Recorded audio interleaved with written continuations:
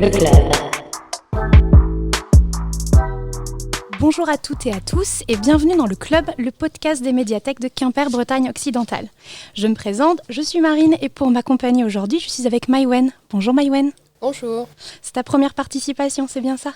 C'est ça. Je suis également avec Régine. Bonjour Régine. Bonjour. Première fois pour toi aussi. Pour moi aussi.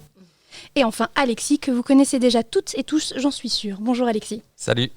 Club spécial aujourd'hui puisque nous sommes le samedi 21 janvier et nous sommes en plein dans les nuits de la lecture 2023.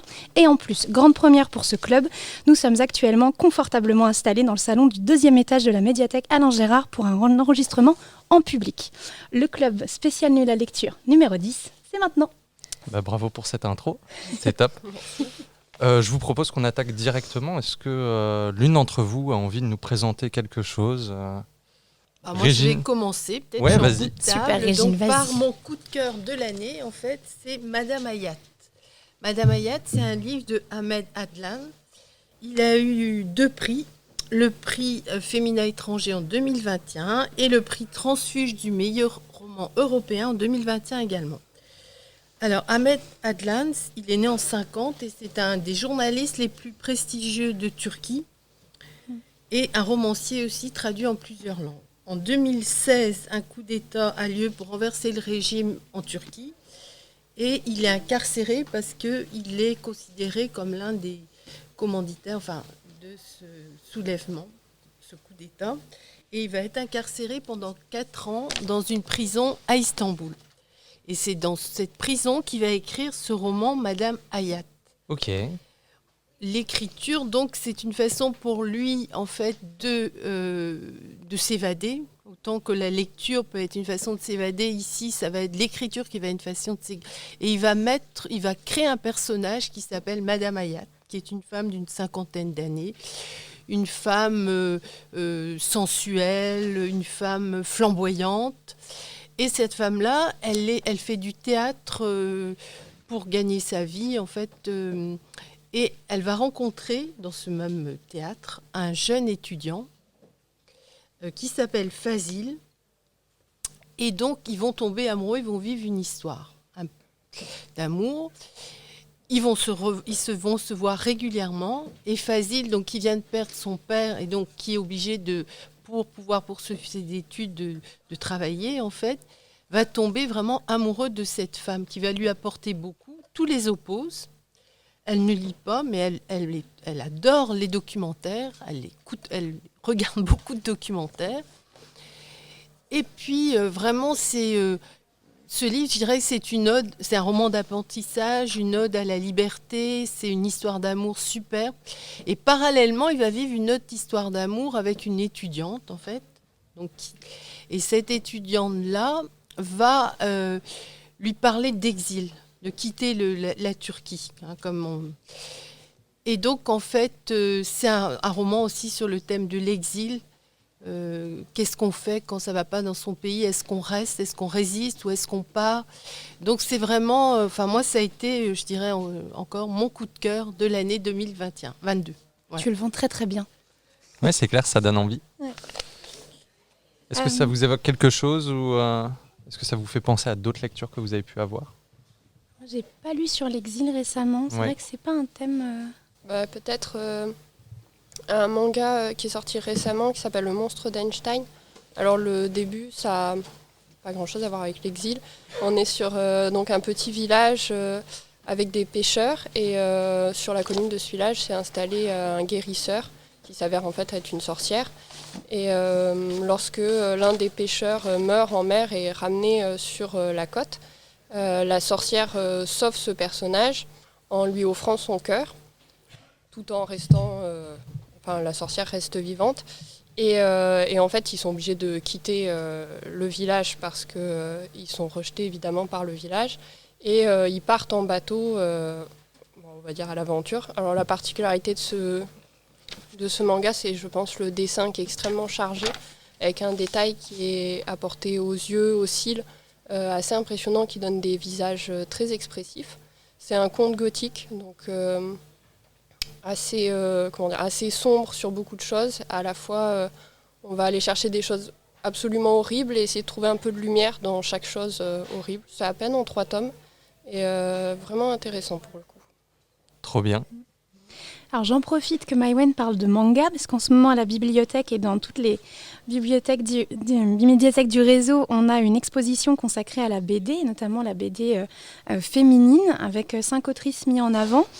Et on a 3 modules manga qui vont tourner sur les bibliothèques, et Maïwenn a participé à l'élaboration de ce module.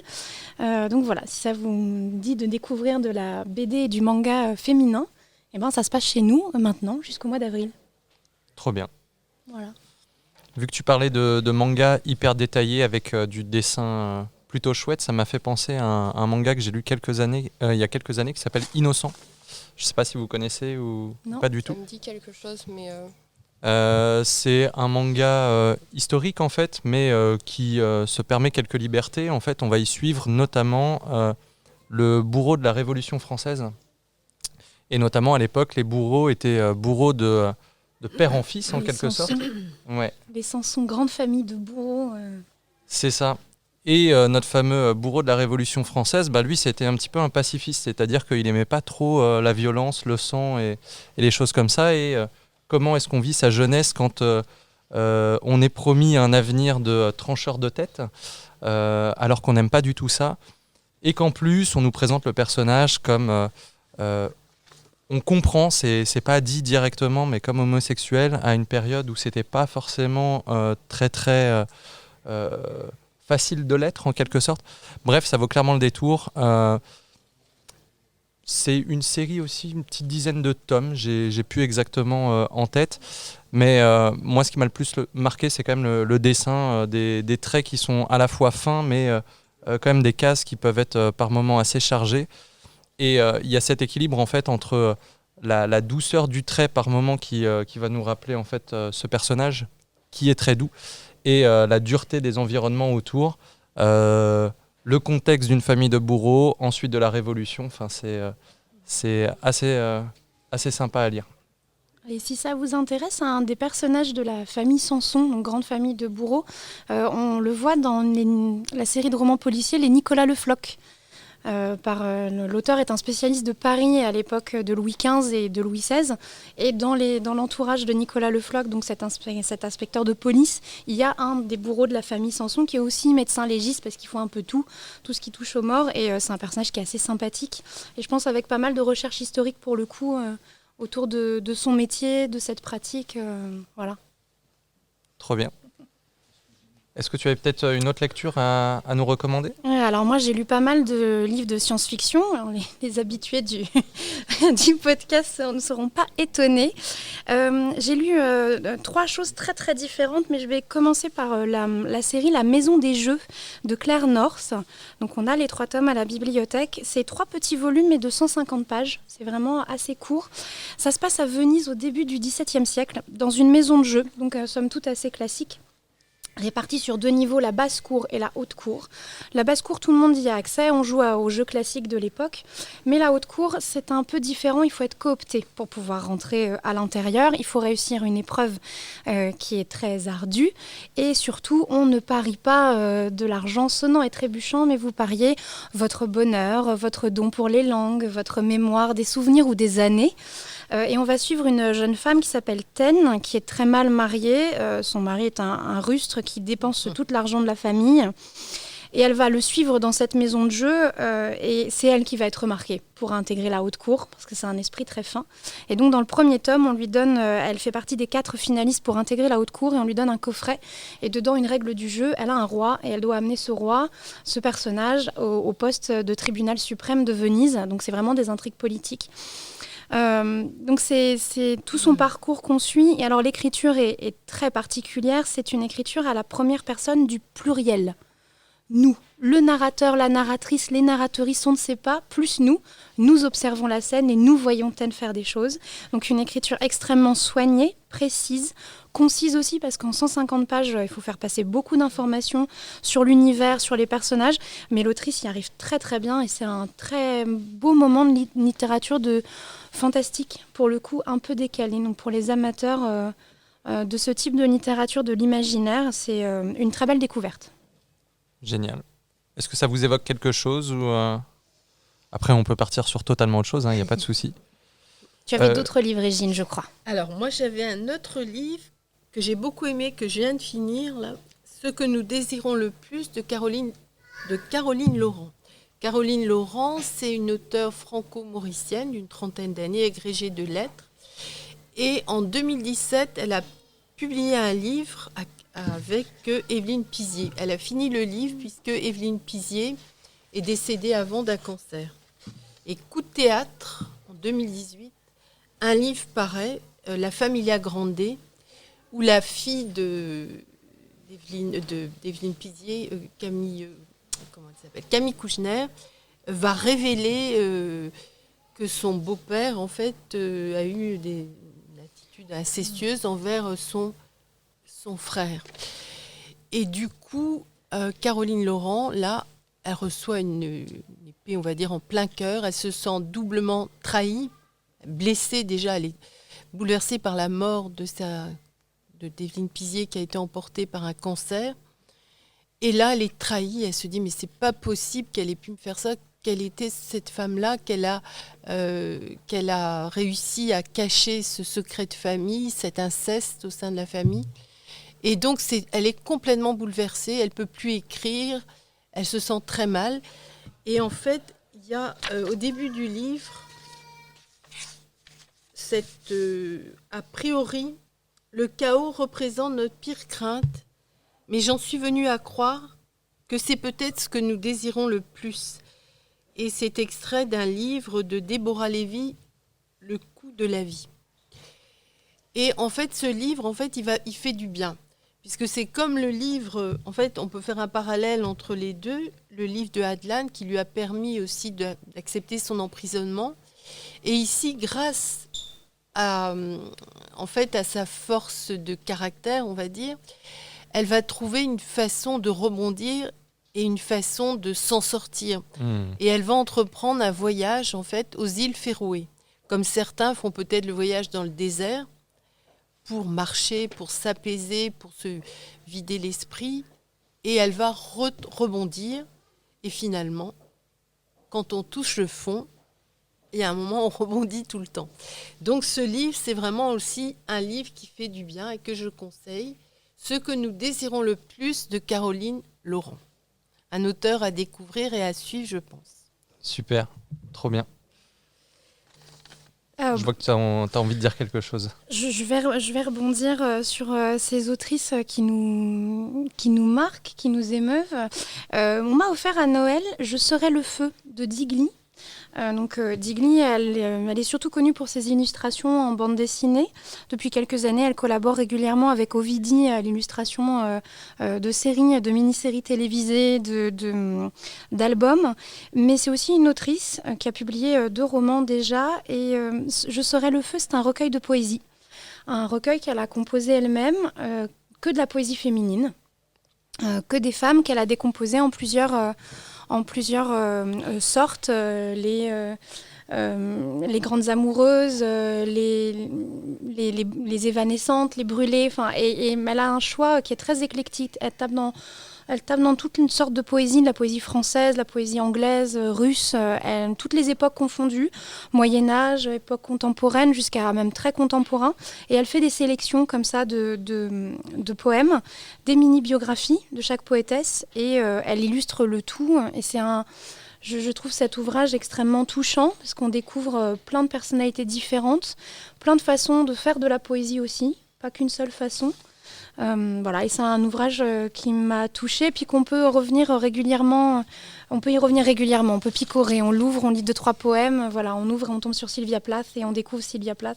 Et puis après, on tombe sur Anna Akhmatova et puis on découvre encore autre chose. On laisse reposer, on infuse le poème. Donc c'est une lecture très, très agréable, et je sais que 2 de mes collègues ici aiment aussi beaucoup ce recueil. Donc on est plusieurs à avoir apprécié. Super. Comme on parle de poésie, moi j'ai pensé à un petit contre-pied. Un ouvrage que j'ai lu il y a quelques jours là et qui m'a beaucoup plu. C'est un recueil de punchline de Booba, en fait. Effectivement, contre-pied gigantesque. Ouais. En gros, Booba, c'est certainement l'artiste rap en France qui a la carrière la plus longue, qui est reconnu dans le milieu comme une des, alors je ne sais pas si on peut dire des plus belles plumes, mais en tout cas une des plus efficaces et des plus percutantes en quelque sorte. Et donc est sorti il y a quelque temps un ouvrage qui s'appelle Le bitume avec une plume et qui reprend en fait ces punchlines les plus marquantes dans sa carrière, illustrées chacune avec des illustrations en noir et blanc assez percutantes là aussi à côté. Pour ceux qui ne savent pas, une punchline, l'idée c'est un peu comme un vers en quelque sorte en poésie, mais l'idée c'est en assez peu de mots la plupart du temps d'essayer de percuter, de permettre de visualiser quelque chose et surtout de marquer les esprits. Et là-dessus, Booba est un petit peu le roi, donc ça vaut clairement le détour. Pour ceux qui auraient aussi peut-être des a priori sur ce genre musical, ça permet aussi de découvrir, selon moi, une nouvelle manière de faire de la poésie, parce que peut sortir des images qui sont quand même assez marquantes des textes de Booba, donc ça vaut clairement le détour. Ça me fait penser, tu parlais de l'a priori sur le rap. C'est il y a quelques années le prix Nobel de littérature qui a été remis à un musicien pour ses textes. Alors là, le nom m'échappe. On ne connaît que lui, mais... On va retrouver ça. Oui, c'est comme la dernière fois, on a une panne de cerveau. Hein. C'est ça. On est habitués, toi et moi. Mais voilà, c'était aussi intéressant. Et je me souviens quand le prix avait été annoncé, il y avait eu énormément de tollé parce qu'on récompensait un musicien et pas un auteur de littérature. Et en fait, ces textes sont quand même de la littérature à les chanter, mais ça n'empêche que voilà. Donc c'est des jolies passerelles qu'on peut avoir aussi parfois entre musique et écriture et pour revaloriser certains genres. Et ce que je trouve assez génial en fait avec l'ouvrage dont je parlais, c'est que les textes de Booba, on a l'habitude de les écouter, mais le fait de les voir, de les lire, d'avoir certaines de ces punchlines du coup extraites et illustrées, ça nous permet de les redécouvrir un petit peu autrement, de s'attarder plus sur les mots peut-être qu'en musique, puisque ça défile en musique et on passe tout de suite, souvent même à la punchline suivante qui, si elle est plus percutante, fait peut-être oublier la précédente. Et là, hop, on s'arrête quelques minutes, on regarde, on relit, on s'attarde et je trouve qu'il y a une vraie beauté là-dedans. Puis je pense que Booba, comme il utilise quand même maintenant de plus en plus de vocodeurs, je trouve que des fois ça enlève un peu le côté impactant que peut avoir la punchline, alors qu'une fois écrite... on va dire elle est moins adoucie par le vocodeur. Je vois ce que tu veux dire. Tu voulais nous parler de quelque chose d'autre, Maïwenn ou... Je crois que tu as trouvé. J'ai retrouvé, c'est Bob Dylan. Ah mais oui. Tout à fait. Le cerveau m'est revenu. Oui, j'ai souvenir de ça, ouais. Très bien. Pour rester sur la poésie, alors c'est ni une femme ni un chanteur, mais par contre avec de la poésie et mis en images. C'est sorti il y a à peu près 1 an. Alors ça s'appelle L'enfant, la taupe, le renard et le cheval. Oh oui, il est magnifique. De Charlie McKinsey. Et voilà, on parlait de livres qui font grandir, de livres qui soignent. C'est un peu, je trouve, le principe de ce livre. Donc on suit les aventures d'un enfant, d'un renard, d'une taupe et d'un cheval. C'est très philosophique, c'est très poétique. On ne sait pas vraiment si c'est un ouvrage de poésie, de philosophie ou un album. Et l'auteur a été comparé à Saint-Exupéry et son ouvrage au Petit Prince. Donc je pense que c'est un ouvrage qui est vraiment intéressant à découvrir. Je rejoins Maïwenn, c'est sublime. C'est vraiment un... Oui, c'est ça, c'est exactement ce que tu disais. On ne sait pas trop dans quelle case le mettre. Poésie, philosophie, pour adultes, pour enfants, ça passe pour tout. Et c'est le même genre de choses, on y retourne quoi. On ouvre, on lit 2 pages, on se laisse gagner par les citations, on les absorbe et puis on y revient 1 semaine, 1 mois, 1 an plus tard avec le même plaisir. Vraiment un ouvrage à découvrir. En plus, l'ouvrage en lui-même a été vraiment travaillé. Enfin, le papier est extrêmement agréable, la couverture est belle et elle est assez texturée. Enfin, c'est un bel objet. Le dos a été fait en tissu, donc... voilà, c'est un objet précieux, je pense qu'on aime bien revenir dessus, rien que pour juste tourner les pages, parce que l'objet est beau. Et c'est un ouvrage plutôt pour des enfants de quel âge, ou il y a C'est pas pour enfants, c'est pas pour- vraiment oui. tout âge. Oui. C'est pour ça, vraiment, il n'y a pas de limite. Je sais qu'il y a récemment le dessin animé est sorti aussi dessus, et c'est pareil, il peut toucher n'importe quel âge. D'accord. Chez nous, je crois qu'on l'a en facile à lire, du coup, dans un fond, donc voilà, qui est un peu transversal, enfin qui touche un peu tous les âges. Ah bah, en parlant de facile à lire, si j'ai lu une petite BD qui est classée en facile à lire chez nous il y a quelques temps. L'auteur a un peu fait polémique ces derniers temps, mais la BD est vraiment très bien. Elle s'appelle Boucherie de Bastien Vivès. Et en fait, on va y suivre des petites tranches de vie dans les relations amoureuses, tout simplement. Et généralement, ça va se résumer en 3 dessins ou en 1 ou 2 pages maximum. Et ce qui est assez génial, c'est qu'avec un dessin hyper efficace, des cases qui sont assez épurées, il arrive à nous évoquer en fait l'universel en quelque sorte, c'est-à-dire l'amour, les relations humaines. Et là, je pense que peu importe son profil, peu importe son âge, on ne peut être que touché. Ça va forcément nous évoquer des choses, même quand on est enfant. Ça va peut-être nous faire penser à nos parents ou à des rencontres qu'on a pu faire à l'école, pendant les vacances ou autres. C'est absolument magnifique. C'est facile à lire. Et c'est aussi plutôt court, c'est-à-dire que une petite quinzaine de minutes, on a balayé l'ouvrage. Mais ça vaut vraiment le détour. Moi, on va repartir de l'autre côté de la Méditerranée, Ok, en Algérie, super. cette fois-ci, avec Le Tailleur de Relizane. Un coup de cœur aussi, d'Olivia El-Kaïm. C'est un livre qu'elle a publié en 2020. Elle avait aussi écrit un livre que j'avais beaucoup aimé qui s'appelait « Je suis Jeanne et Buterne » sur le dernier amour du peintre Amedeo Modigliani.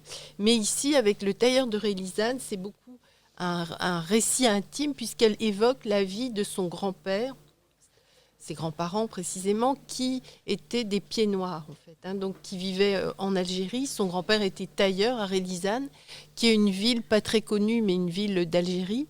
Et tout se passait très bien dans le meilleur des mondes avec les musulmans, mais il y a eu la guerre qui a commencé en 1957 jusqu'en 1962.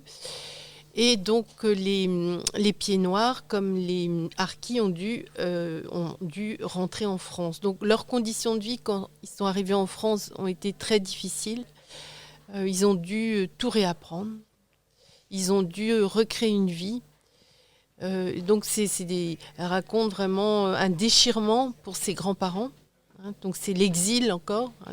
Comment on est accepté dans un pays. Donc on se rend compte qu'à l'heure actuelle, avec les migrants, on en est encore au même point. C'est un thème qui sera malheureusement toujours d'actualité. Et ici, au-delà de ça aussi, en Algérie, il y a eu les années noires dans les années 90, avec la montée de l'islamisme. Et du coup, beaucoup de pieds noirs ont beaucoup de mal à retourner en Algérie. Et donc, elle évoque tous ces thèmes dans ce roman. Et vraiment, pour moi, c'est un coup de cœur aussi. Donc, Le Tailleur de Relizane. C'est plutôt récent ou... Alors, c'est un livre qu'elle a publié en 2020. Ok. Voilà. Donc ouais, plutôt Ouais, c'est récent. Ouais. super. Mais c'est un auteur aussi vraiment à découvrir. Une belle écriture. Voilà. Merci. Moi, je vais rebondir sur plutôt un classique. Est-ce que vous écoutez des livres audio, des livres lus? Du tout. Pas du tout. Alors, ça m'est arrivé d'écouter Marguerite Duras, des livres de Marguerite Duras, notamment par Fanny Ardant, j'aime sa voix, et puis par Catherine Deneuve aussi. Ok. Je suis assez attirée comme toi par les voix. Ouais, voilà. Et c'est vrai que c'est une autre façon de découvrir un livre. C'est intéressant aussi. Alors moi, j'en écoute pas mal parce que je fais pas mal de routes. Donc Ok. c'est assez plaisant. Et là, l'autre jour, en rangeant, je fais comme les usagers. Je range et puis je découvre des trucs et je les emmène chez moi. Je suis tombée sur Le Mort sur le Nil d'Agatha Christie, donc un classique que j'ai déjà lu, mais lu par Guillaume Gallienne. je n'ai pas vraiment résisté. Je me suis dit, allez. Et voilà, c'est une très belle découverte. C'est une façon, comme dit Régine, de lire autrement, de découvrir autrement de la littérature. Et je suis assez, moi aussi, attirée par les belles voix. Donc, c'est assez plaisant de se laisser embarquer par quelqu'un d'autre, comme ça, qui vous lit l'histoire. Donc, je ne peux que recommander. Et puis, c'est une petite collection, là, celle qu'on a. Des classiques d'Agatha Christie, mais lus par des acteurs de la Comédie Française. Donc il y a Guillaume Gallienne, on a aussi, il y en a un qui est lu par Michael Lonsdale. Voilà, plusieurs personnes connues comme ça qui ont des voix particulières et qu'on reconnaît tout de suite. Et c'est franchement très agréable.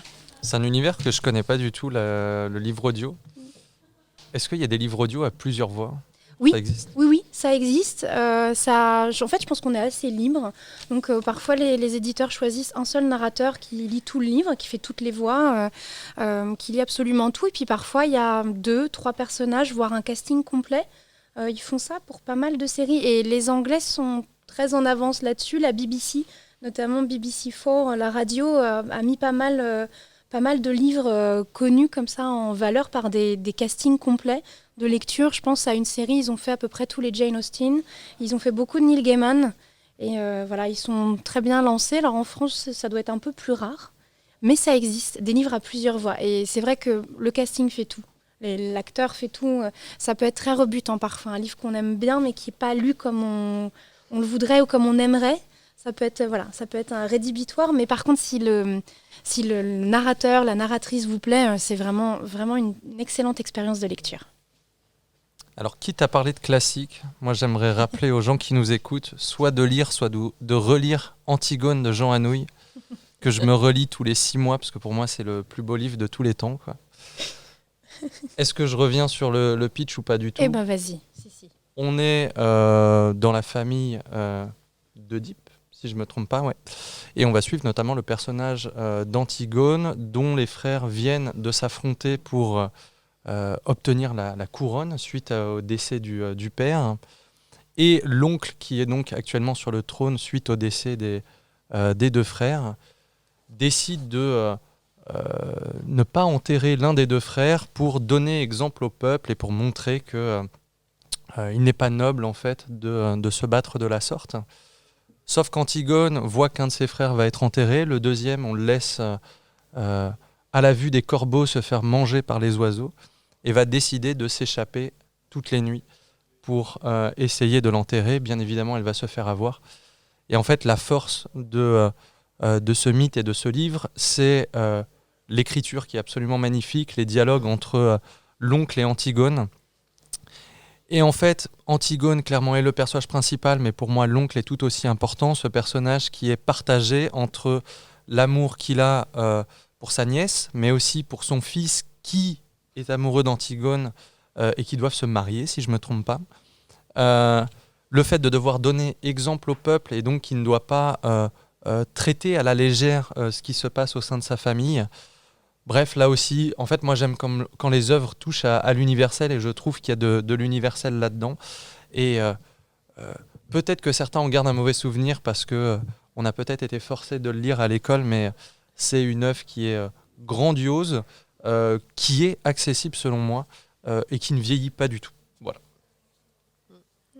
Et d'ailleurs, ça existe aussi en texte lu. J'ai eu l'occasion d'écouter en texte lu et c'est vraiment très bien aussi. Ouais, c'était chouette. Voilà, ça m'a Trop plu bien. aussi. Et c'est une façon de revisiter aussi les classiques comme ça, de les écouter. Et c'est une dimension aussi, c'est intéressant. Trop chouette. C'est un bon moyen aussi si vous avez un peu peur de vous lancer dans un classique, justement, même dans un livre qui vous inquiète parce qu'il est un peu gros, un peu l'écriture, vous savez pas trop comment ça va être.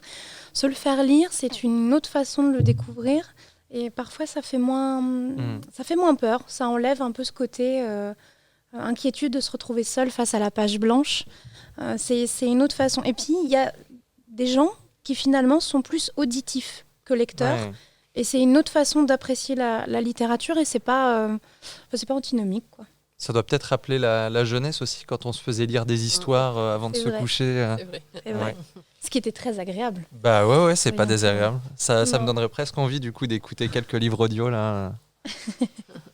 pour le prochain podcast, tu pourras nous raconter ça. C'est ça. Maïwenn, tu avais peut-être d'autres petites choses en tête? Alors, tac. Si en drame familial, parce qu'on parlait de drame familial du coup. Ok, Alors, trop bien. C'est On aime quand ça se déchire. C'est pas terrible dans le sens où c'est pas un immense drame. C'est Naviera. Alors c'est issu de Webtoon. On vient de l'acquérir à la bibliothèque. Donc c'est de la BD. Et ça se passe en Corée. Et c'est un monsieur donc, qui arrive à la retraite, il a 70 ans. Et il décide qu'une fois à la retraite, il va reprendre la passion qu'il avait et qu'on lui a toujours empêché de faire petit, c'est-à-dire la danse classique. Et donc il annonce à toute la famille. Et en Corée, donc, c'est un drame absolu parce que c'est pas possible que grand-père se mette à la danse classique, décide de porter des collants et se montre en spectacle de cette façon. Donc il s'est compliqué avec sa femme, c'est compliqué avec ses enfants qui lui en veulent énormément. Et il trouve une école de danse qui accepte de commencer à lui donner des cours. Alors c'est drôle parce qu'il a 70 ans, il y a plein de mouvements qu'il n'arrive pas du tout à faire, il n'a plus la souplesse, il se trouve ridicule en collant. Et il y a un petit jeune très doué en danse, mais qui fait que des conneries à l'extérieur, qui va l'aider en fait, alors forcé par son prof de danse, qui va lui dire le papy là c'est toi qui vas t'en occuper et c'est toi qui vas lui apprendre à danser. Et voilà, j'ai lu que le premier tome pour le moment parce que le deuxième n'est pas arrivé, mais c'est drôle, c'est mignon, c'est touchant. Et puis pour une fois, on a un personnage qui a plus de 70 ans et c'est sympa de suivre dans une BD un personnage de plus de 70 ans qui se met à un sport extrêmement rigoureux. Donc il y a de l'humour dans la... Oui, c'est beaucoup d'humour. D'accord. Puisque Maïwenn parlait de Webtoon, on a acquéri aussi il n'y a pas longtemps un autre Webtoon, The Makeup Remover, donc il nous vient aussi de Corée, c'est de la bande dessinée coréenne.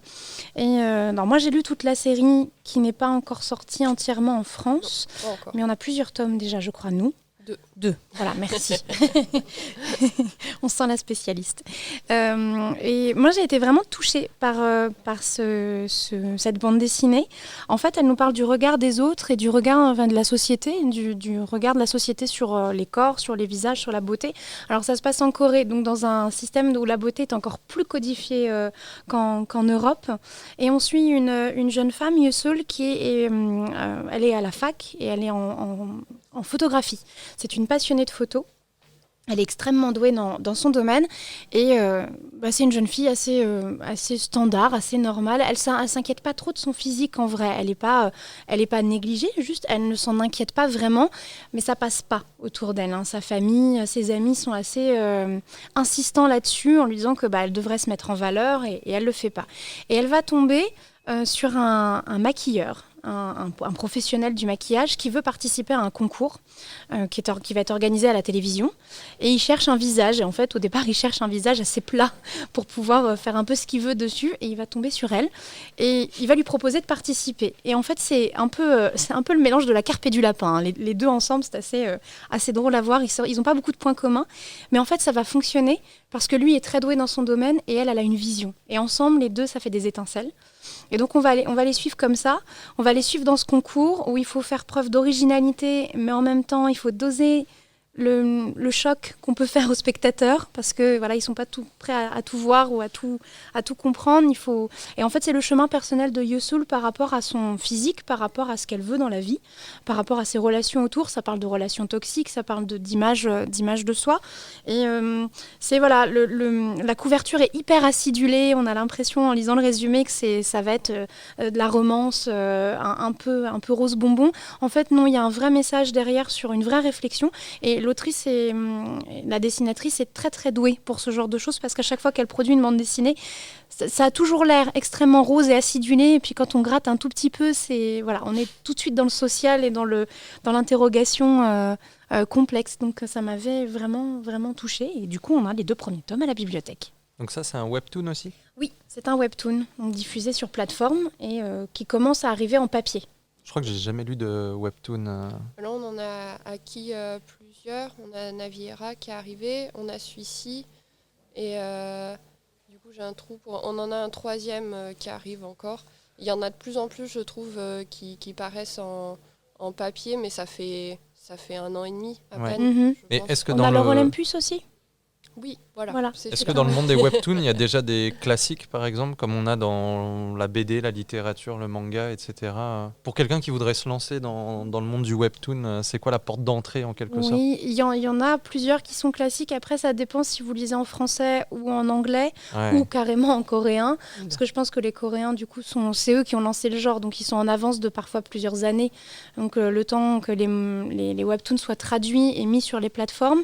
Et puis, les plateformes américaines et anglaises ont plus de choix que les plateformes françaises. Mais parfois, il y a un truc qui est traduit en français, mais pas en anglais. Enfin, c'est un peu parfois... on se demande comment ils font les choix. Mais sinon, dans les grands classiques, on a l'or Olympus. Oui. Ça, c'est un grand classique. C'est une réécriture d'Hadès et Perséphone. De la mythologie en général, focalisée sur ces deux personnages, mais de la mythologie en général. Ça, c'est vraiment un grand classique.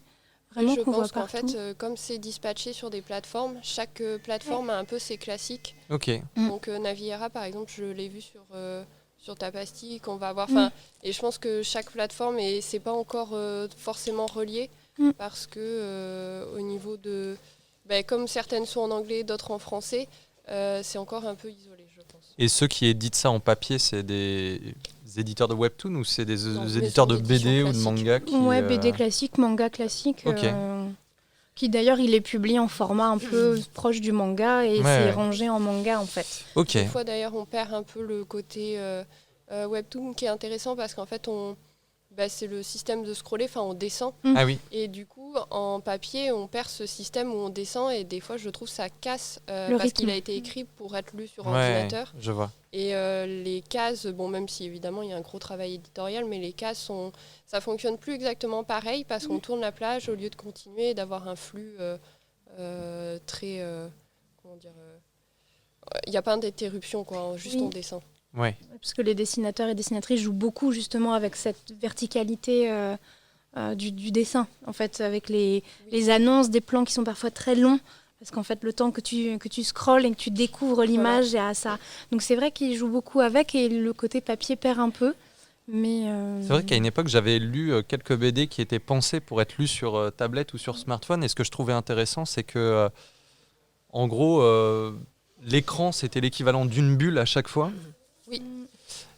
Et contrairement à la BD, on n'a pas notre regard qui se balade. Et du coup, en BD, souvent, le piège, c'est qu'on se retrouve à voir, en ouvrant la page, ce qui va se passer au bout d'une dizaine de cases. Oui. Et du coup, on se dévoile à chaque fois au fur et à mesure ce qui va se passer. Alors que quand ta BD a été totalement pensée pour un médium, effectivement, ça permet de jouer avec le support en question. Et je trouvais ça pas mal du tout.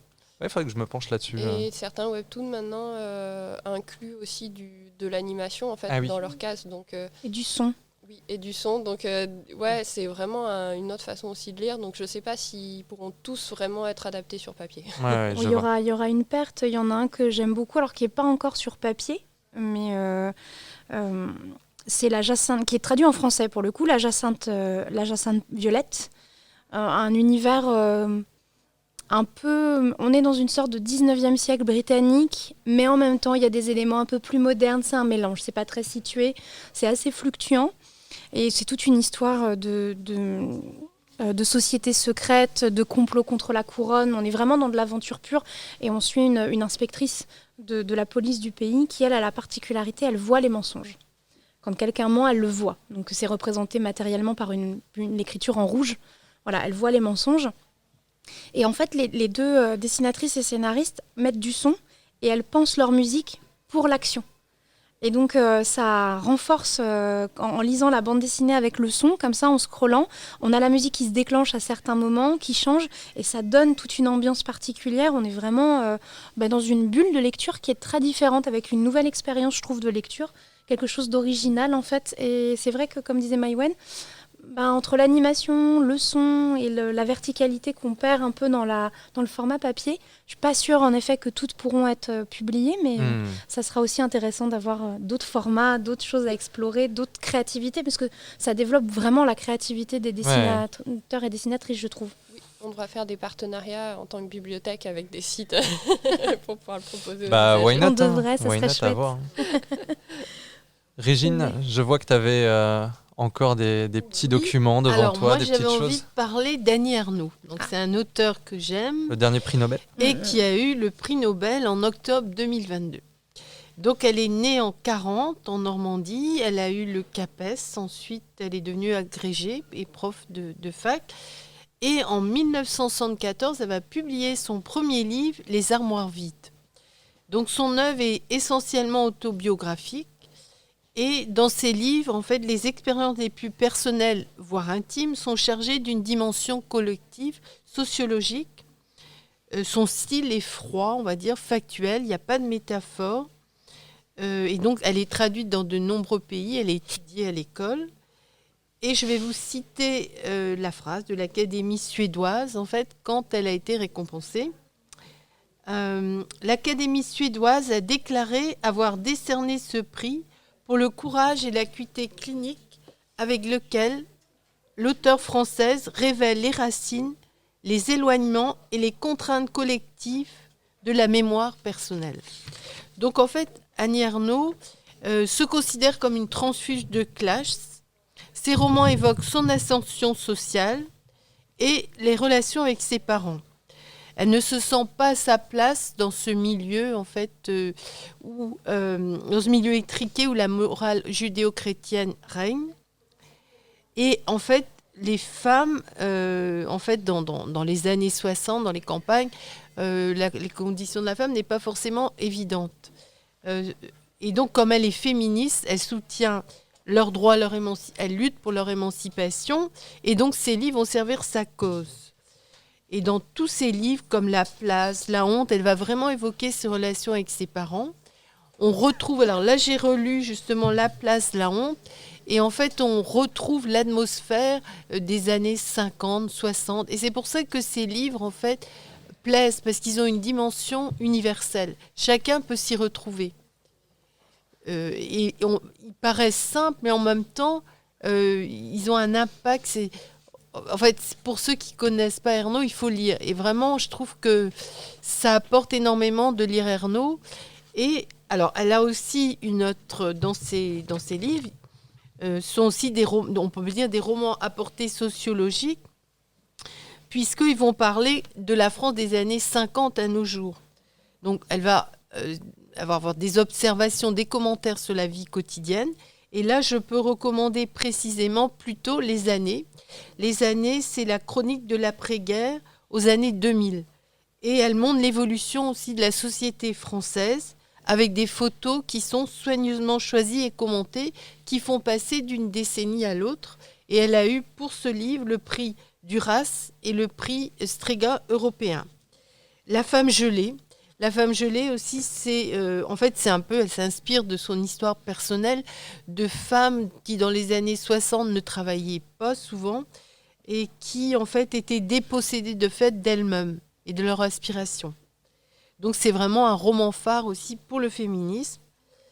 Et Mémoire de fille, c'est un roman peut-être plus personnel, mais qui évoque quand même aussi une époque où les femmes encore étaient la condition des femmes avec l'avortement, il a fallu la loi Veil en 76 pour que donc beaucoup de femmes de cette époque avortaient dans la clandestinité.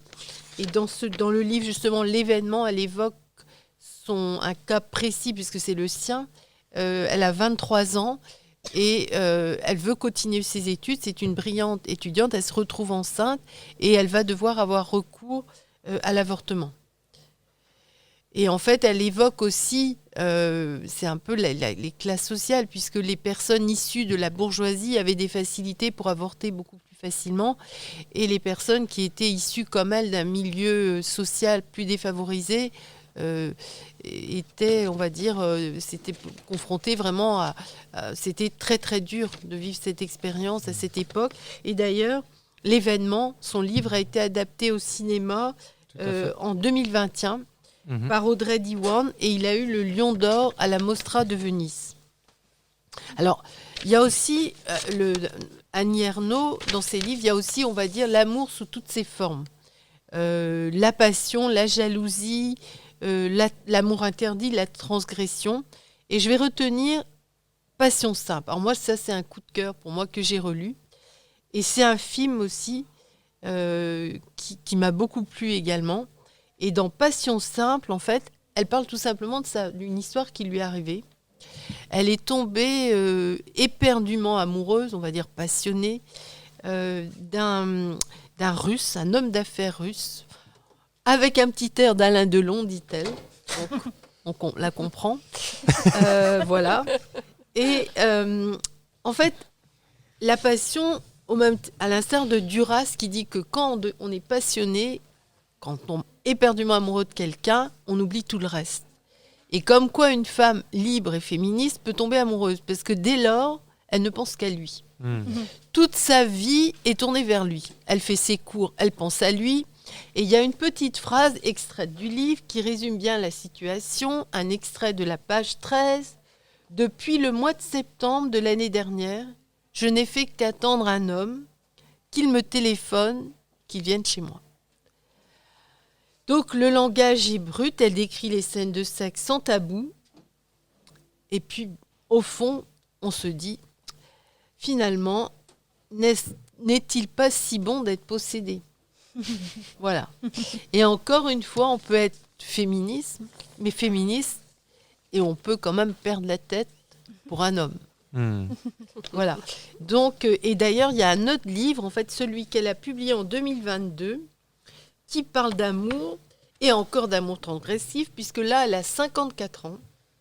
Le jeune homme en question a 24 ans. C'est un étudiant, et elle va vivre une histoire avec ce jeune homme, qui va durer quelques années. Et là, en fait, on va dire aussi qu'elle était, au départ, elle venait d'un milieu populaire, et maintenant, elle est devenue la bourge. Ce qui fait que, en fait, c'est pour elle, c'est comme une plongée, elle revient en arrière, puisqu'en fait, c'est à Rouen, elle se retrouve, en fait, comme lui, quand elle était jeune fille, qu'elle n'avait pas trop d'argent. Mais, en fait, ce que j'aime, en fait, c'est que c'est quelqu'un de libre qui ose, quoi. Ça ne la gêne pas d'être avec un jeune homme qui a 30 ans de moins qu'elle, quoi. Et c'est ça que j'aime bien chez elle. Et puis, pour finir, parce que j'aime beaucoup Annie Ernaux, eh bien, je vais dire une phrase qu'elle a reprise et qu'on a retrouvée souvent dans la presse. Pour moi, elle a bien vengé sa race. Voilà. Et bravo, Annie. Donc, vous avez compris, lisez Annie Ernaux. C'est un ordre. C'est frustrant, ça m'a fait penser à plein de films, mais du coup, j'en parlerai dans le prochain podcast, parce que là, on s'est fixé le cap d'uniquement du livre, mais ça m'a donné envie de parler de plein de choses. Est-ce que vous aviez peut-être d'autres petites choses sous le coude à nous présenter Ouais, moi j'aimerais parler. Récents. Ouais. Allez, je me lance.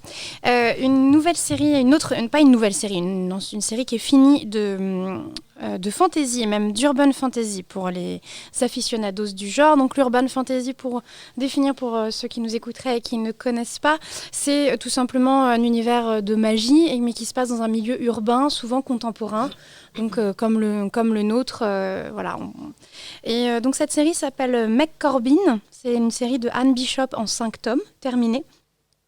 Donc on est dans un univers qui, au premier abord, a l'air assez classique. Vous avez vampires, loups-garous, la base, voilà.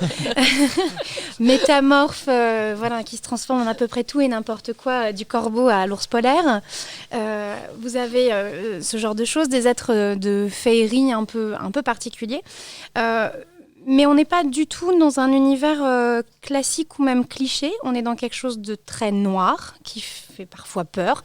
Ça tombe bien pour la nuit de la lecture spéciale peur. Et on va suivre les aventures de McCorbin. Alors McCorbin, elle a une particularité, c'est qu'en fait, c'est une Cassandra Sangué.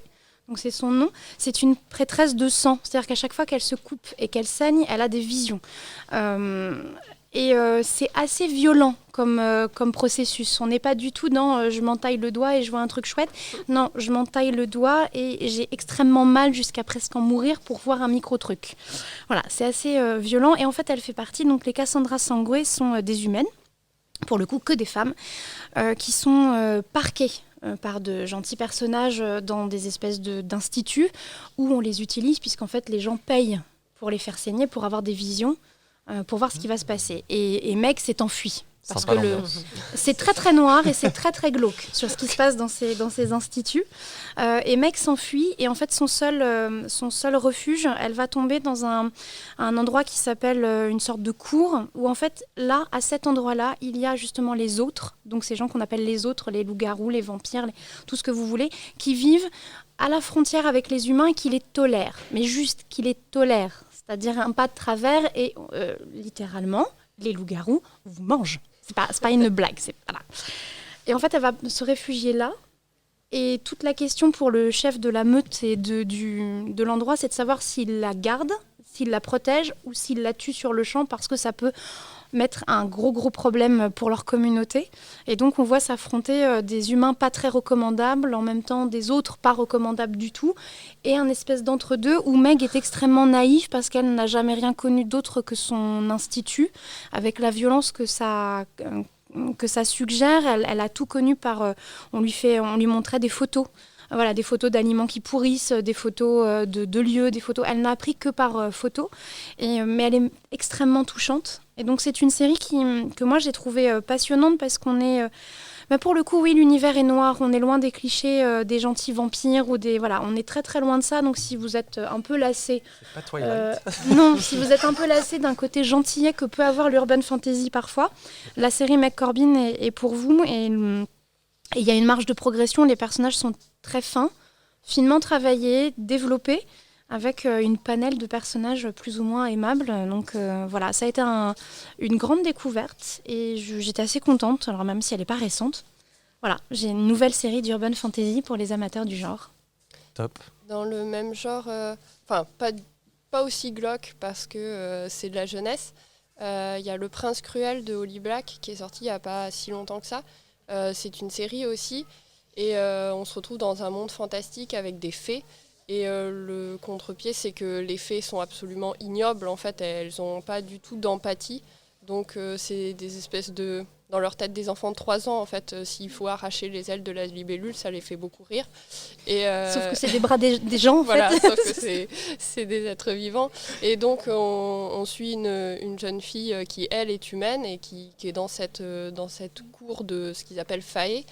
Et qui essaye de survivre avec les règles magiques et la cruauté qui l'entoure, sachant qu'elle a de l'empathie, et donc elle a pas, on va dire, les mêmes retenues, enfin, comment dire, elle n'a pas les mêmes barrières par rapport à eux, et eux, ils n'en ont pas du tout. Et c'est comment, petit à petit, elle se transforme en sorte de machine de guerre ou machine à tuer, parce qu'elle est obligée de devenir extrêmement dure dans un milieu qui l'est encore plus qu'elle. Et on ne sait jamais à quel moment elle va basculer, enfin, à quel moment elle va se rompre, elle n'arrivera plus à tenir, et à quel moment elle va réussir à s'en sortir. Voilà. Ouais. C'est intéressant parce qu'en plus, elle a une sœur Oui. qui, pour le coup, est extrêmement différente. C'est un personnage Et absolument j'ai pas lu miroir. la série sur sa sœur parce que la série est sortie aussi, les 3 tomes sont sortis sur la vision de sa sœur, mais j'ai pas encore lu. Ouais. Et du coup, c'est vraiment intéressant parce qu'on a des personnages en miroir, en fait. Oui. Et comme on est du point de vue, alors c'est Jude, je crois qu'elle s'appelle c'est Jude, ça. l'héroïne. On est de son point de vue, elle, dans cette première série. On a ce regard sur sa sœur et l'énervement qui va avec de façon très, très, très régulière. Oui. Parce que sa sœur est à l'inverse, elle veut se faire aimer des failles de la cour. Jude n'en a pas du tout envie parce qu'elle les voit pour ce qu'ils sont, des gens extrêmement cruels, et elle veut pas se faire aimer de gens cruels, ça l'intéresse pas. Donc il y a aussi ce double discours là-dedans et qui est assez... Oui, puis la série est intéressante parce que l'auteur du coup a fait ces 3 tomes sur Jude, a fait les 3 tomes sur la sœur Taryn, et on a récemment le dernier qui est sorti sur le prince, en fait, sur la vision du prince, qui lui en plus est lui est un une sorte fait, de du coup. conte. Et le livre, il est très très beau, il a été réalisé avec des illustrations qui sont absolument magnifiques. Voilà, et il me semble qu'il va arriver prochainement à la médiathèque. Ok. Là, quand tu parlais de personnages qui étaient obligés de devenir durs pour s'adapter à son environnement, ça m'a fait penser à un classique du manga, en fait, mais qui est pas si souvent évoqué que ça, Gun, qui a eu le droit à une adaptation filmique il y a quelques années sous le titre de Alita Battle Angel, qui est clairement pas au niveau du manga. Le manga, il est en 8 tomes de mémoire, et il revisite en quelque sorte l'univers de du Metropolis de Fritz Lang, le film allemand des années 30. Parce que dans l'idée, en fait, on va être dans un monde assez sombre, assez sale, dans lequel, en gros, les riches vivent sur une espèce d'île qui flotte dans le ciel, et les plus pauvres vivent en dessous de cette île, et donc dans la déchetterie, en fait, de l'île flottante. Donc, en fait, littéralement, les gens vivent au milieu des détritus qui sont jetés par les riches d'au-dessus. Et c'est censé se passer à quelle époque, du coup?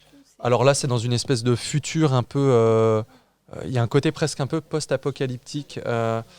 C'est vraiment très sombre. On est capable de faire des modifications sur les corps humains. Enfin, c'est un peu cybernétique, etc.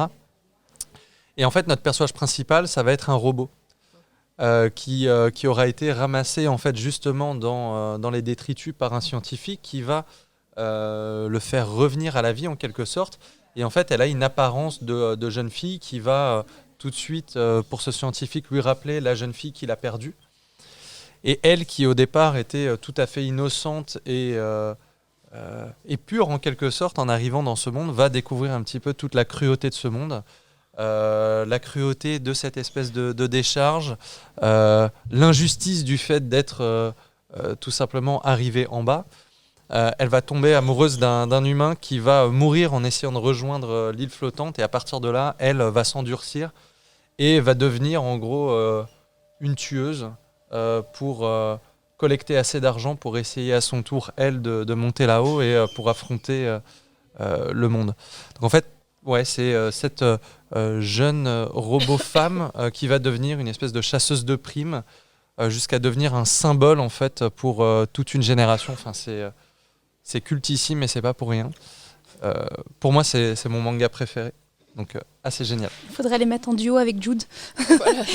C'est pas mal. Ça fonctionnerait très très bien, parce que c'est le même principe. Ça fonctionnerait bien, oui. Et dans un autre style de futur, quoique c'est pas forcément le futur, c'est plutôt un présent alternatif, lui aussi assez pessimiste, mais dans un genre totalement différent. Il y a un manga qui m'a pas mal plu il y a quelques mois ou quelques années.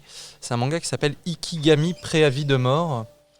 Et en fait, ça se passe dans un Japon alternatif dans lequel le gouvernement aurait décidé d'injecter des puces dans le cerveau de quelques nouveau-nés à la naissance pour redonner goût à la vie aux Japonais.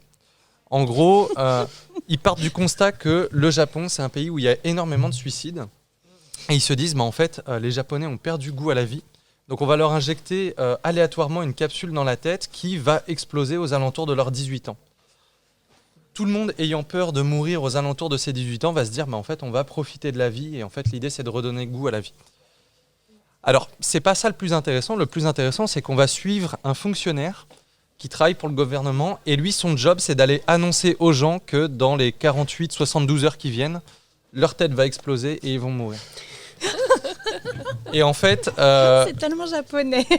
Ouais, mais c'est assez génial parce que, en fait, chaque tranche du manga, on va suivre donc l'annonce à un individu de sa mort imminente et comment est-ce que chacun va réagir et va décider de vivre ces dernières 48 ou 72 heures. Donc il y a ceux qui vont décider de passer du temps avec leur famille, de profiter, etc. Et à contrario, il y en a qui vont péter des câbles et qui vont se dire moi je me suis fait emmerder quand j'étais petit à l'école, je vais me venger de tous ceux qui m'ont emmerdé quand j'étais petit. C'est assez passionnant et on a surtout ce personnage de fonctionnaire du coup qui lui va être confronté à cette réalité et qui va voir comment chacun va réagir et qui va petit à petit, pas forcément toujours bien le vivre. Je ne vais pas plus rentrer dans les détails, mais là aussi c'est très bien écrit. Pour moi, c'est, je pense, un futur classique, quoi. Cool. Et en fait, ton thème, ça me fait penser à une série de SF qu'on a à La Faucheuse. C'est une série pour ados ou jeunes adultes, qui se lit très bien par des adultes. C'est dans un futur On est dans le futur et en fait, les humains ont inventé un espèce de super ordinateur, une super intelligence artificielle qui a résolu tous nos problèmes parce qu'en fait, elle gère absolument tout, de l'agriculture au climat, elle gère tout. Donc les humains n'ont plus besoin de rien faire. La planète a été sauvée, les humains avec, youpi. Sauf que s'il n'y a plus de problèmes de maladie, s'il n'y a plus de problèmes de famine, s'il n'y a plus tout ça, les humains se sont développés de façon exponentielle et à un moment donné, il a fallu se dire qu'on ne pourrait pas être trop nombreux sur cette planète. Et donc, il a été décidé un conseil de faucheurs ou de faucheuses, de gens qui n'ont absolument aucun lien avec cette IA de toute leur vie. Ils sont séparés de l'IA, ils n'ont pas le droit d'interagir avec elle, elle n'a pas le droit d'interagir avec eux, puisque l'IA intervient de façon très personnelle sur chaque être humain de la planète. C'est-à-dire que tu sautes d'un immeuble, tu t'éclates par terre, l'IA envoie des gens et en fait on te reconstitue et tu vas bien. Et c'est même un jeu chez des ados de savoir combien de fois tu vas mourir et ressusciter comme ça par l'IA. Et donc les faucheurs, eux, n'ont rien à voir avec cette IA et eux, c'est un conseil d'humains qui doit décider d'un ratio à maintenir sur la population. Et donc, ils vont régulièrement tuer des gens, c'est leur truc. Ils ont un quota. Par exemple, toi, faucheur machin, tu dois tuer 1000 personnes dans ton année, etc. Avec des choses assez strictes, c'est-à-dire ne pas faire de discrimination raciale, sociale, ce genre de choses, parce que ça peut arriver. Reste ouvert d'esprit quand même. Juste de l'aléatoire. En fait, c'est la façon, là, ça a l'air assez rigolo quand on le présente, mais l'auteur a l'intelligence de le présenter de façon c'est rationnel et logique, en fait. Il faut maintenir la population à un taux, et en fait, oui, à un moment donné, il faut mourir. Si on est dans un système où personne ne meurt plus, c'est pas viable sur le long terme. Donc il faut rebaisser. Et c'est les humains qui décident eux-mêmes, c'est eux, ce petit corps de faucheurs. Et on suit donc un faucheur qui va prendre 2 apprentis. Un garçon et une fille pour travailler, être apprenti faucheur. Seulement un seul des 2 pourra devenir faucheur à la fin. Et on le suit. Et lui est très intéressant parce que lui, il a une approche, par exemple, par statistique. Il dit, avant la machine, avant l'IA, avant tout ça, il y avait tant de pourcents de gens qui mouraient dans la tranche 0-7 ans. Tant de pourcents de gens qui mouraient dans la tranche 7 ans, 14 ans. Et il fait comme ça, il y avait 15% c'est des accidents domestiques, 18% c'est de la noyade. Enfin, voilà. Et il fait ces statistiques et en fait, dans son année, il répartit. Donc il dit, il faut que je tue 3 personnes par noyade. Et il va noyer 3 personnes. Donc c'est annoncé 24 heures avant, on le dit à la personne. La personne a le droit de suivre la voie du faucheur ou pas. Et ce qui se fait que la famille de cette personne reçoit une bague d'immunité pendant 1 an. C'est-à-dire qu'il n'y a pas de drame dans la famille proche pendant 1 an. On peut pas par exemple... Tu peux pas tuer toute la famille d'un coup. Non, en fait c'est ça, c'est l'idée. Tu perds quelqu'un dans ta famille, tu peux pas. Mais virtuellement, il y a des gens qui ont déjà 200 ans ou 300 ans en fait, parce que ils sont passés dans les mailles du filet et il y a des gens qui trouvent injuste de mourir à 18 ans alors que d'autres ont vécu 300 ans, mais c'est l'aléatoire des faucheurs. Et il se trouve que dans la compagnie des faucheurs, il y en a d'autres qui n'ont pas tout à fait les mêmes idées et qui commencent à se prendre pour Dieu. Et donc ça va s'affronter sec entre faucheurs. Et c'est une trilogie qui est absolument... ça vous remet la tête à l'envers parce qu'on parle de choses très, très difficiles sur la mort, le choix de la mort et le pouvoir qu'on a. C'est très bien écrit. Et vraiment, on est dans un... c'est un auteur qui a l'habitude d'écrire ce genre de roman où il nous fait réfléchir sur la société dans laquelle on vit et sur nos modes de fonctionnement. Et les deux jeunes qu'on suit avec lui sont extrêmement touchants parce que eux découvrent du coup cet envers du décor et ils découvrent que s'ils deviennent faucheurs, ils vont devoir tuer des gens. Ça va être leur métier jusqu'à la fin, puisque les faucheurs sont immortels, eux. Et eux, virtuellement, ils ne meurent pas. Donc voilà. Et c'est une trilogie qui est absolument renversante et qui convient aux ados comme aux adultes. Je trouve que c'est une très bonne lecture. En parlant de faucheurs, moi, ça m'a fait penser à une autre BD qui s'appelle La Petite Mort de David Mourier. Je ne sais pas si vous connaissez. Et en fait, dans cette BD, on va suivre le fils de la faucheuse. Et donc qui un jour devra remplacer son père et sera la nouvelle faucheuse. Et sauf que lui, un petit peu comme dans Innocent tout à l'heure, la mort c'est pas trop son truc et lui son rêve dans la vie c'est d'être fleuriste. Et donc on va suivre le fils de la faucheuse, donc la petite mort, le fils de la mort, qui va aller à l'école, qui n'a pas du tout envie de devenir la faucheuse et qui va en plus se lier d'amitié avec un petit garçon. Sauf que son père lui a annoncé que plus tard, ce sera à lui de faucher le petit garçon avec qui il vient de se lier d'amitié, parce que son meilleur ami, en fait, a une maladie rare, et que d'ici quelques années, il faudra le faucher. Et en fait, c'est... alors, présenté comme ça, c'est terrible, mais en fait, c'est très drôle, plutôt mignon. C'est assez chouette, et ça a même été adapté en dessin animé. Je crois, ouais. J'ai des vagues souvenirs parce que c'est une série qui date un peu, donc Ouais. mais je me souvenais, oui, de ça, de cette amitié Ouais. où tu sais qu'il va y avoir un terme à un moment donné. Puis la petite mort qui veut devenir fleuriste, génial. C'est Mais, ça. C'est oui, génial. c'est assez tendre comme Ouais. BD. Mais comme un peu toutes les BD de David Mourier, il y a souvent ces thèmes qui reviennent, notamment celui de la maladie. Si j'ai bien compris, je pense qu'en fait son père a dû décéder d'une maladie, et du coup on retrouve ça assez fréquemment. Il avait aussi sorti 2 BD au format carnet à spirale qui était assez sympa. Ça lui a un peu servi de thérapie parce qu'il était sous psychotrope, etc. Et d'ailleurs, il y en a une qui s'appelait, je crois, 40 € pour une poignée de psychotropes, et l'autre 50 francs pour une poignée de psychotropes, ou quelque chose comme ça. Enfin, c'est des titres un peu comme ça. Je mettrai ça dans la description comme d'habitude. Et en fait, c'est plus ou moins son autobiographie en BD. Il s'amuse avec le format carnet à spirale. Il fait des collages, donc des fois, il va remettre des trucs qu'il a gardés de son enfance, qu'il va coller dedans et tout. Et c'est pas mal du tout, ouais. Dans le genre tendre, parce que je dis que c'est assez tendre, il y a une série de mangas qu'on a qui s'appelle BL Métamorphose, Oui. Qui est une série qui raconte l'histoire, l'amitié entre une lycéenne qui travaille dans une boutique de manga pour se faire un peu de sous, voilà, une librairie japonaise, donc avec majoritairement du manga, pour se faire des sous, et une vieille dame qui donne des cours de calligraphie. Et en fait, la vieille dame, un jour, décide de sortir, d'aller faire une petite course. Elle rentre dans cette librairie et elle prend un manga un peu au hasard. Et en fait, il se trouve que c'est un BL, ce qu'on appelle les boys love. Donc, c'est une histoire d'amour homosexuel entre 2 garçons. Et elle va être absolument fascinée par ce genre de littérature, et ça va lui plaire. Elle va trouver ça très, très, très chou, en fait. Il y a ce côté-là très mignon, très investi dans les histoires d'amour des personnages.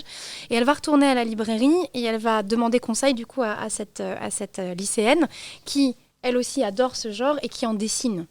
Et en fait, entre les deux, il va se créer une histoire d'amitié très forte, très jolie, très complice. Et on va les suivre comme ça jusqu'à... voilà, la vieille dame va pousser la lycéenne à faire sa propre bande dessinée, à faire son propre manga, à poursuivre ses rêves. Et c'est très doux, c'est absolument tendre. C'est un bon moment de lecture. Il y a 5 tomes. La série est finie, je crois. Et on a tout à la bibliothèque. Visiblement, tu as lu ça, Maïwen ? Oui. Moi, après, j'aime bien ce côté un peu de 2 générations qui se rencontrent. Je trouve que souvent, ça donne des belles comme choses. Ton papy comme voilà, Naviera.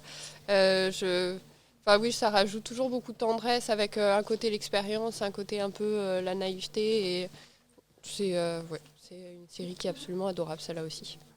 Ok, super. Est-ce que quelqu'un a envie encore de présenter quelque chose ou... Non. Je te laisse le mot de la fin. Ok, bien, on vous remercie de nous avoir suivis, de nous avoir écoutés. On se donne rendez-vous normalement prochainement. Ce sera certainement la prochaine fois un petit club, je pense. Sans doute. Si c'est un club classique, ça ne change pas Compréhensible. grand-chose. Merci de nous avoir écoutés. N'hésitez pas à nous faire des retours si vous le souhaitez, à mettre des petites étoiles aussi sur les plateformes. Ça nous aide à valoriser tout ça. Et on se donne rendez-vous bientôt dans le réseau des médiathèques. Au revoir. Au revoir.